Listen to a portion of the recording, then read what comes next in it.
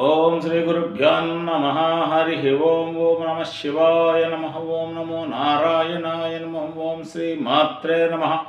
భక్తాగ్రస్తులందరికీ, ప్రేక్షక మహాశయులందరికీ కూడా మా హృదయపూర్వక నమస్సుమాంజలు తెలియజేస్తూ ఈరోజు మనము ఒక ముఖ్యంగా ప్రత్యేకంగా మాట లేదా పలుకు, దాని విలువేంటి, దాని గొప్పతనం ఏంటి అనే దాని గురించి తెలుసుకుందాం. ప్రపంచమంతా కూడా ఈరోజు అనేక రకమైనటువంటి కొట్లాటలతోని, పోట్లాటలతోని, ఈ కుటుంబ సభ్యుల మధ్యన కానీ, కార్యాలయాలలో అధికారులు లేదా ఉద్యోగస్తుల మధ్యన కానీ, లేదా పరిపాలకుల మధ్యన కానీ, లేదా మీకు ఇలాగా ప్రజానాయకులు ప్రజల మధ్యన కానీ రకరకాలైనటువంటి మాటల్లో ఉన్న తేడాలు, దానికి సమాధానాలు, ఒకరికొకరు మళ్ళా కక్షపూరితంగా, కావేశపూరితంగా రకరకాలు చెప్పుకోవడం పెద్ద కారణం ఏంటంటే దానికి మాటే ముఖ్యం. అందుకే ధర్మరాజు గారు ఒక భారతంలో ఒక విషయం చెప్తారు. ఏంటంటే ఆయన అడిగితే ఆయన ఏం చెప్తారంటే, అసలు ఇతరులు పరమపదం ఏమిటి, మాటలలో పరమపదం ఏంటి, ప్రవర్తనలో పరమపదం ఏంటి అని అడిగితే ఒక మాట చెప్తున్నాడు. ఒరులేవు యొనరించిన నరవర తన మనంబునక ప్రియంబులగును తానురులకు అవి చేయకునికియ పరాయణ పరమధర్మ పదములకెళ్ళన్. ఎంత చక్కగా చెప్పారో చూడండి. పరాయణ పరమధర్మ పదములకెళ్ళన్, ధర్మపదము పరమధర్మ పదం, పరాయణ పరమధర్మ పదములకెళ్ళన్. ఎవరు ఏ మాట అంటే నువ్వు నొచ్చుకుంటావో, ఎవరు ఏ విధంగా నిన్ను మాట్లాడితే నువ్వు బాధపడతావో, ఎవరు డెప్పి పొడుస్తేనో, ఎవరు ఎత్తి పొడుస్తేనో, లేదా ఎవరు వెటకారంగా మాట్లాడుతానో, లేదా ఎవరు వ్యంగ్యంగా మాట్లాడుతానో, లేదా ఎవరు కఠినంగా మాట్లాడుతో నువ్వు బాధపడతావో, అటువంటి మాటలు పలుకు ప్రల్లదనం అంటారు దాన్ని. అటువంటి పలుకు ప్రల్లదనము నువ్వు కూడా ఇతరులకు చెయ్యకుండా ఉంటే అదే పరాయణ పరమధర్మ పదములకెళ్ళని. ఎంత చక్కగా బ్రహ్మాండంగా వివరించి చెప్పారో చూడండి. అది పలుకు చాలా అంత గొప్పగా ఉండాలన్నమాట. మాటే మంత్రంగా ఉండాలి. ఒక ఆయన ఆ ఊరంటూ వెళ్ళిపోతూ, నాయన ఈ ఊరు మంచిదేనా అని అడిగేట. అప్పుడు ఏం చెప్పాడంటే, నాయన నీ నోరు మంచిదైతే ఈ ఊరు మంచిది అవుతుంది. అంటే నోరు మంచిది అంటే నోటి నుంచి వచ్చిన మాట మంచిగా ఉండాలి. అయితే ఇక్కడ చిన్న మాట కూడా మనం చెప్పుకోవాలి. ఈ నోట్లోని నాలుక పండ్లు రెండు ఉన్నాయి. పండ్ల పని ఏంటంటే ఖచ్చితంగా వచ్చిందల్లా చీల్చి చెండాడి చిన్న చిన్న ముక్కల కింద చేసి దాన్ని ఉతికి ఆరేసిన విధంగా పండ్లు ఉంటే, నాలిక నరం లేని నాలుక అంటారు కదా, మెత్తగా శృతి మెత్తగా చక్కగా ఉంటూ రుచులను తెలియజేస్తూ చక్కటి వాక్కుని మనకి ప్రసాదిస్తూ ఉంటుంది. అందువల్ల ఏంటంటే వాక్కు అనేది సున్నితంగా, సుందరంగా, సుమనోహరంగా, సుకుమారంగా ఉన్నట్టుగైతే ఎంతటి గొప్ప కార్యాన్నైనా సాధించగలడు. కాబట్టి ఇవాళ మనం చెప్పుకున్న అంబాసిడర్స్ కానీ, లేదా ఇవాళ మనం చెప్పుకున్నటువంటి దేశ అధినేతలు కానీ, లేదా ఇవాళ మనం చెప్పుకున్నటువంటి లైజన్ ఆఫీసర్లు కానీ, వీళ్ళందరికీ కూడా వాక్కు, లేదా పబ్లిక్ రిలేషన్ ఆఫీసర్స్ కానీ, వీళ్ళందరికీ కూడా వాక్కు కఠినంగా ఉండకుండా మృదువుగా, సుకుమారంగా, సున్నితంగా, చక్కగా, చల్లగా ఉండాలని చెప్పడం జరిగింది. ఇప్పుడు మనం ఉదహరించుకున్నట్టుగా భారతంలో చెప్పుకుంటున్నట్టుగా, గొరులేవవి అనురించిన నరవరతన మనంబునక ప్రియంబులకునో, ఏ మాటలాడితే నువ్వు బాధపడతావో, ఏ చర్యలు చేస్తే నువ్వు బాధపడతావో, ఇతరులు చేయనప్పుడు వాళ్ళు కూడా బాధపడరు, నువ్వు బాధపడవు. చక్కగా బ్రహ్మాండంగా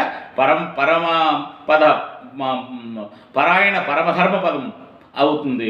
పరమధర్మాల్లోకి వెళ్ళే గొప్పది అవుతుందంటారు. అలాగే నేను మీకు తిక్కన గారు చెప్పినటువంటి ఒక పద్యం కూడా మహాభారతంలో ఉన్నది. ఏంటంటే అది చాలా చక్కటి బ్రహ్మాండమైన పద్యం. తనువున విరిగిన ఎలుగులు అనువున పుచ్చంగవచ్చు అతి నిష్ఠురతన్, మనమున నాటిన మాటలు వినుము ఎన్ని ఉపాయములను వెడలునయధిపా.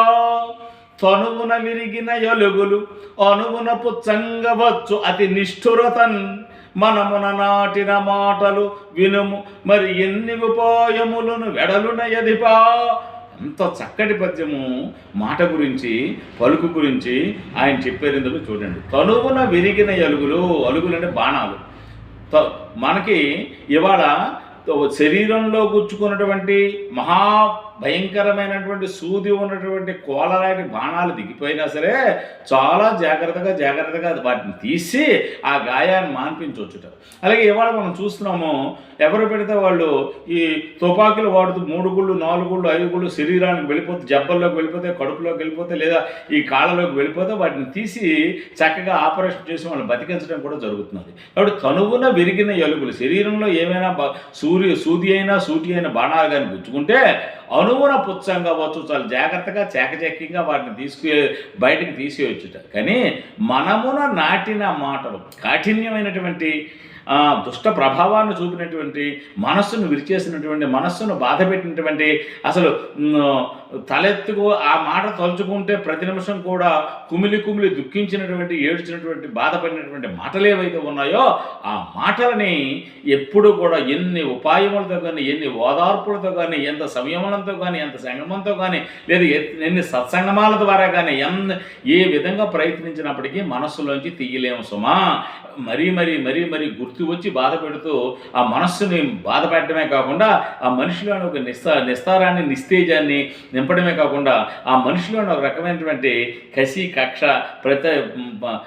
ప్రతీకారము, పగ, ద్వేషాన్ని కూడా పెంచుతాయి సుమా అని చెప్తాడు. కాబట్టి ఎంత సూటి అయినటువంటి, ఎంత ఇదైనటువంటి బాణాన్నైనా, లేదా ఇవాళ రోజుల్లో చెప్పుకుంటే తుపాకీ గుండైనా శరీరంలో గుచ్చుకుంటే ఎలాగైనా మనం తీసి దాన్ని బాగు చేసి మళ్ళీ మామూలు మనిషిని చేయొచ్చు. కానీ మనమున నాటిన మాటలో, మనస్సులో నాటిపోయినటువంటి దుష్టమైన, కష్టమైన, దుర్లభమైన, క్లేశమైన, ఇబ్బందికరమైన, బాధాకరమైన మాటలు కానీ మనం ఎదుటి వాళ్ళని ఆడితే ఆ మనస్సులో నాటిపోతే దాన్ని ఎవరూ తీయలేదు. ప్రతి నిమిషం కూడా అతను బాధపడడమే కాకుండా నేను ఇలాగన్నాడు అని ప్రతి నిమిషం ఎవరి దగ్గర పెడితే వాళ్ళ దగ్గర చెప్తూ, బాధపడుతూ, ఇబ్బంది పడుతూ, నిరంతరం కూడా ఏడుస్తూ వాడి మీద ఒక రకమైనటువంటి ద్వేషభావాన్ని పెంచుకుంటాడు అనమాట. కాబట్టి మాట అంత గొప్పది, మాటే మంత్రం. అందుకే పలుకే బంగారమాయన అని త్యాగరాజస్వామి శ్రీరామచంద్రుని గురించి కీర్తన ఆలపిస్తారు. ఆయన మృదుభాషి. ఎవరు? శ్రీరామచంద్రుడు మృదుభాషణుడు, అంతేకాకుండా పూర్వభాషణుడు, అంతేకాకుండా మితభాషి అతనుకున్న 16 గుణాల్లోని మితభాషి, మృదుభాషి, పూర్వభాషి. అంటే ఏంటంటే మితభాషి అంటే ఏది అవసరమో అదే మాట్లాడుతాడు, అవసరాన్ని దాటి మాట్లాడతాడు. తర్వాత మృదుభాషి అంటే ఆ మాట కూడా పెదవుల మధ్య నుంచి నాలుక ద్వారా వచ్చిన మాట సుందరంగా, సున్నితంగా, ఆకర్షణీయంగా, ఆ పలుకు మనం వింటే బాగుంటుంది, ఎంత చక్కటి మాట మాట్లాడారని చల్లదనంగా, చల్లగా, చక్కగా ఉన్నటువంటి మాటలు పలుకుతాడు. దాన్ని మధుర భాషణము అని అంటాం అనమాట. అలాగే మృదువుగా ఉంటుంది ఆ భాషణం. పూర్వభాష అంటే ఆయన గొప్పతనం ఏంటంటే ఎవరినైనా ఆయన కానీ ఒక పలకరించినట్టుగైతే వెంటనే ఆ పూర్వాశ్రమంలో తను ఎక్కడ కలిసాడు, ఏమి చెప్పి ఉన్నాడు విషయము అంటూ యోగక్షేమాలు చేస్తారు. ఉదాహరణకి వాళ్ళ నాన్నగారికి బాగోలేదని ఎప్పుడో ఒక 5-6 నెలల క్రితం ఎవరో కనబడి చెప్పారు. ఇప్పుడు ఆయన మళ్ళీ వచ్చి నమస్తే అండి బాగున్నారా అంటే అప్పుడు ఏం అడుగుతాడు, నాన్న ఇంతకుముందు ఒకసారి నువ్వు ఇబ్బందులో ఉన్నారు, హాస్పిటల్లో నాకు కలిసావు, మీ నాన్నగారికి ఎలా ఉంది, ఇప్పుడు బాగుందో, ఆరోగ్యంగా ఉన్నారు, మీరు అందరూ కలిసే ఉన్నారు, శుభ్రంగా ఉన్నారు కదా, ఇటోడు తిరిగొడుతున్నారు కదా. దాని పూర్వభాషణం అంటే ఏంటి, ముందు జరిగినటువంటి విషయాలన్నింటినీ కూడా తెలుసుకొని దాని గురించి ఒక్కసారి వాకప్ చేసినట్టుగా అమ్మాయి ఇతని మనసులో నేను ఇంతలాగా నాటుకుపోయానని ఆ మనిషి మీద గురి, ఆ మనిషి మీద అభిమానము, ఆ మనిషి మీద అనురాగము ఏర్పడుతుంది. అలాగే ఇవాళ రాజకీయ నాయకులు కూడా ఏం చేస్తున్నారంటే వాళ్ళు ముఖ్యమంత్రి కానీ లేదా ముఖ్యమైన మంత్రులు కానీ ప్రధానమంత్రి కానీ వాళ్ళు ఎన్నికల్లో వెళ్ళేటప్పుడు ముందుగా ఆ నియోజకవర్గంలో ప్రజల సమస్యలు ఏంటో తెలుసుకుంటున్నారు, ఆ నియోజకవర్గంలో ముఖ్యమైనటువంటి అవసరాలు ఏంటో తెలుసుకుంటున్నారు, ఆ నియోజకవర్గంలో ముఖ్యంగా ప్రజలు పడుతున్నటువంటి ప్రజలు ఏ సమస్యల మీద ఎక్కువ ఇబ్బంది పడుతున్నారో తెలుసుకొని వాళ్ళు దానికి తగిన సమాధానాలు తయారు చేసుకొని దానికి ఆ సమస్యల పరిష్కారం ఎలాగో తెలుసుకొని ఆ సమావేశాలలో ఆ ఎలక్షన్ క్యాంపెయిన్లోని ఆ సమాధానాలుగా వాళ్ళు ఏం చెప్తున్నారంటే, ఇగో మీకు నీటి కొరత ఈ గ్రామాలకు ఉన్నాయి, ఆ నీటి కొరత మేము తీరుస్తాం, మేము అధికారంలోకి కానీ వచ్చినట్టయితే, ఇగో ఈ గ్రామాలకి ఈ రోడ్డు సౌకర్యం లేదు, రవాణా సౌకర్యం లేదు, దాన్ని కల్పిస్తాం, అలాగే ఈ గ్రామాల్లోని ఈ వ్యాధులతో ఇబ్బంది పడుతున్నారు, ఇక్కడ మేము ఈ ఆసుపత్రి నిర్మిస్తాం అని ఎప్పుడైతే పూర్వభాషని అంటే ముందుగా విషయాన్ని తెలుసుకొని దానిని మేము ఖచ్చితంగా పరిష్కరిస్తాము. మేము అధికారంలోకి వచ్చినట్టుగైతే ప్రజలందరూ ఏమనుకుంటారో, అమ్మ నాయన ఇది రాకముందే ఇన్ని విషయాలు తెలుసుకుని ఉన్నాడు కాబట్టి మన గురించి వచ్చిన తర్వాత ఖచ్చితంగా చేసి తీరుతాడని అతనికి ఓటు వేయడం, గెలిపించడం, అధికారంలోకి తీసుకురావడం జరుగుతుంది. అందువల్ల ఇందాక మనం ఒక మాట చెప్పుకున్నాం, ఈ మృదు భాషణం అనేది కానీ, మితభాషణం అనేది కానీ, పూర్వభాషణం అనేది కానీ శ్రీరామచంద్రుడి దగ్గర నేర్చుకోవాల్సిందే. ఇకపోతే ఆంజనేయ స్వామి రామాయణంలోనే నవవ్యాకరణ పండితుడు మహానుభావుడు, ఆయన మాట్లాడుతూ ఉంటే అలాగా తేనెకారినట్టుగా మధురంగాను, పనస్తోనడు తింటుందనుకు సున్నితంగాను ఉంటుందట.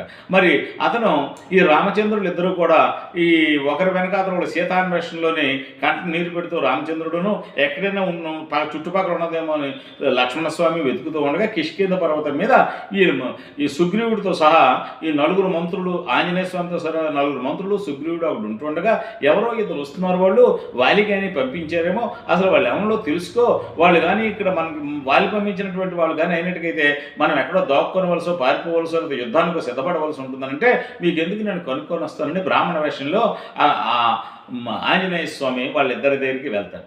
ఇతను చూడడానికి బ్రాహ్మణ వేషంలో ఉన్నాడు కానీ మృదు మధురంగా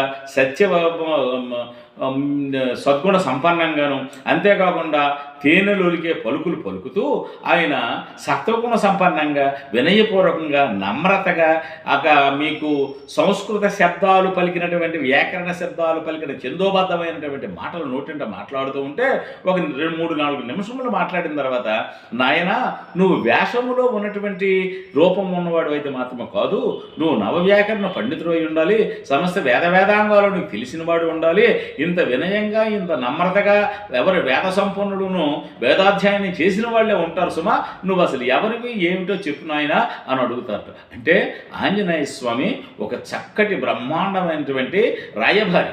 ఎందుకంటే ఆ రాయభారము అవతల రాజ్యాన్ని, భార్యను కోల్పోయి రాజ్యాన్ని పోయి కొండ మీద ఉంటుండే సుగ్రీవుడికి, యువతల రావణాసురుడు తీసుకెళ్ళిపోయినటువంటి సీతాన్వేషణ వంటి ఈ రామలక్ష్మణులకి సంధి కుదిర్చినటువంటి మహానవవ్యాకరణ పండితుడు చక్కని మాటకారితనం కలిగినటువంటి వాడు. కాబట్టి మాటకారితనం అంత గొప్పది, మాట అంత గొప్పది, మాటే మంత్రం అని చెప్పారు పెద్దలు. ఇకపోతే పలుకు అంత గొప్పది. మనం రామాయణం నుంచి కానీ, భారతం నుంచి కానీ ఖచ్చితంగా పలుకు ఎలాగుంది. అలాగే సప్త వ్యసనాలలో వాళ్ళు ఏం చెప్పారంటే, వెలది జూదంబు పానంబు వేటయు పలుకు ప్రల్లదనము. సప్త వ్యసనాల్లోని లేదా కాపురుష గుణంబులు అంటే కౌరవనాథ అంటే పురుష గుణ రక్షణాల్లో ఒకటి పలుకు ప్రల్లదనము. పలుకు అంటే మనం మాట్లాడే మాట, మనం పిలిచే పిలుపు, మన నోటి నుంచి వచ్చే శబ్దం ప్రల్లదనం ఉండకూడదు, అది చల్లదనంగా ఉండాలి. ప్రల్లదనం ఉంటే ప్రతివాడు మనకు శత్రువే. అందుకే నాలిక మంచిదైతే మీ శత్రువు మిత్రుడు అవుతాడు, నాలిక చెడ్డదైతే మన మిత్రుడు శత్రువు అవుతాడు. పలుకు ప్రల్లదనము సప్త వ్యసనాలలో కానీ పురుషునికి ఉండడం కూడా లక్షణాల్లో ఒకటని కూడా భారతంలో చెప్పబడి ఉన్నది. కాబట్టి ఖచ్చితంగా మనము పలుకు తీయగా, చక్కగా, చల్లగా, సుందరంగా, సునిశ్చితంగా ఉండాలని మనకి భారత భాగవత రామాయణాలు మనకి నేర్పే. ఇంకంతకంటే ఒక ముఖ్యమైన విషయం ఏంటంటే, అది ఈ పలుకు అనేది మాటే మంత్రం అని కూడా చెప్పడం జరిగింది మీకు.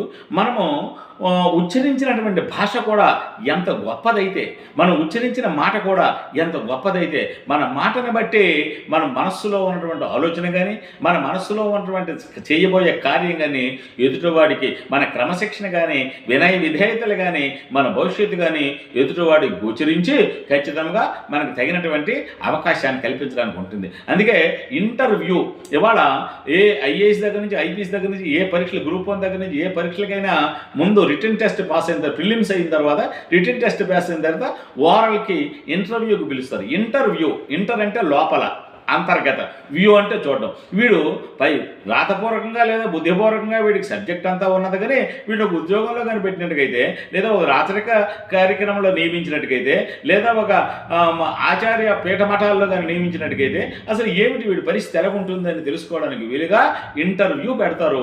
ఆ ఇంటర్వ్యూలోని మనం కూర్చున్నటువంటి దగ్గర నుంచి, మన మేనరిజం దగ్గర నుంచి, బాడీ లాంగ్వేజ్ దగ్గర నుంచి, మన ఫేషియల్ ఫీలింగ్స్ దగ్గర నుంచి, మనం ఉచ్చరించే భాష దగ్గర నుంచి నుంచి, మాట్లాడే మాట దగ్గర నుంచి అది అనాగరికంగా ఉందా, నాగరికంగా ఉన్నదా, అతి సున్నితంగా ఉన్నదా, అది ఇందాక మనం ఆంజనేయ స్వామి గురించి చెప్పినప్పుడు చందోబద్ధంగా ఉన్నదా, భాషాబద్ధంగా ఉన్నదా, అది గ్రామ్యంగా ఉన్నదా, లేదా వైశేషికంగా ఉన్నదా, జనపదంగా ఉన్నదా, నలుగురు ఆకర్షించేదిగా ఉందా, యాసగా ఉన్నదా, ఏమిటి అనే విషయాన్ని ఖచ్చితంగా కనిపెట్టి మనలో ఉన్నటువంటి మూర్తిత్వాన్ని అంతర్గతంగా మూర్తిభించిన మూర్తిత్వాన్ని వాళ్ళు నిర్ణయించుకొని దానికి మనకి తగిన మార్కులు వేయడం ద్వారా కూడా మనం తగిన స్థానాన్ని సంస్థానాల్లో కానీ, ప్రభుత్వంలో కానీ, రాజాస్థానాల్లో కానీ సంపాదించుకోవచ్చు. దాన్నే మనం ఇంటర్వ్యూ అని చెప్పడం జరిగింది. ఇంటర్వ్యూకి వెళ్ళి వచ్చే ఇంకా విషయం ఏమిటో తెలియదని. కాబట్టి ఖచ్చితంగా మనిషి లోపల మనిషి ఎలాగున్నాడు అనే విషయం తెలియాలంటే భాష ముఖ్యం. కాబట్టి అన్ని భూషణాల్లోకి గొప్పది వాక్భూషణం. వాక్కు ఎంత గొప్పదైతే మనం అంత గొప్పవాళ్ళుగా ఎదగగలుగుతామని చెప్పడం జరిగింది. కాబట్టి శ్రీరామచంద్రుడు గురించి త్యాగయ్య కూడా ఇందాక చెప్పినట్టుగా పలికే బంగారమయ్య అని చెప్పింది మితభాషితం. తర్వాత ప్రపంచంలో అందరికంటే ప్రమాదకరమైన వాడు ఏమిటంటే ప్రమాదకరమైన ఏంటంటే టాకింగ్ టూ మచ్.